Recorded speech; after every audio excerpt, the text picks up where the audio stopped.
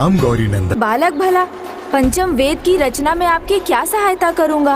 आपको उसका लेखन करना है गणेश जी, लेखन करना है। गति से लिखने में अक्षम रहूंगा, इसलिए जो मैं कहूँ उसमें बिना कुछ भूले कदाचित आप ही लिख सकेंगे। किंतु उसमें तो बहुत समय लग जाएगा।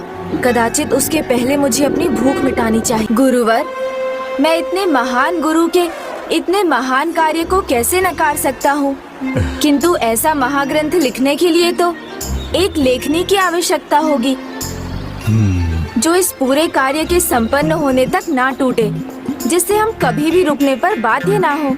तो आप उस लेखनी की व्यवस्था कीजिए, मैं शीघ्र लौट कर आता हूँ। लेखनी मैं ले आया हूँ गजानन। प्रणाम प्रभु परशुराम जी।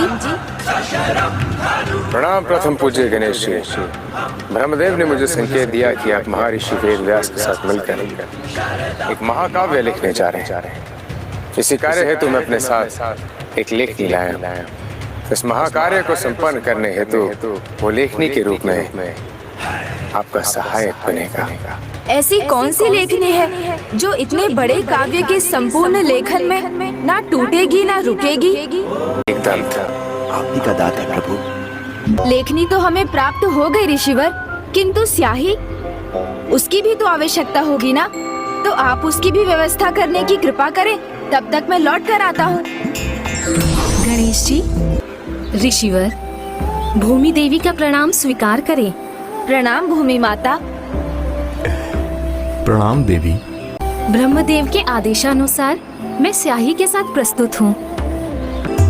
अब तो कोई कारण नहीं बचा, अर्थात भोजन बाद में, कार्य पहले। ऋषिवर, हमारे पास सभी सामग्री है और मैं ये महाग्रंथ लिखने के लिए प्रस्तुत भी हूँ, किंतु एक अवस्था पर। कैसी अवस्था प्रभु? एक बार लेखन आरंभ करने के बाद आप अपनी रचना का वाचन रोक नहीं सकते, क्योंकि यदि ऐसा हुआ तो मैं लिखना रोक दूंगा। उचित है गजानन, तो मेरी भी एक प्रार्थना सुनिए। आप एक भी शब्द, वाक्य अथवा श्लोक उसका अर्थ समझे बिना नहीं लिखेंगे।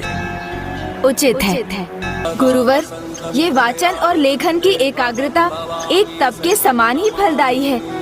ये स्थान उपयुक्त प्रतीत होता है। जा रहे ये तो अत्यंत अद्भुत स्पर्धा है। हाँ सूर्यदेव, कभी गणेश जी आगे होते हैं तो कभी ऋषिवर। मैंने कहा था ना ऋषिवर, जैसे ही आप बोलना समाप्त करेंगे मैं लेखन रोक दूंगा।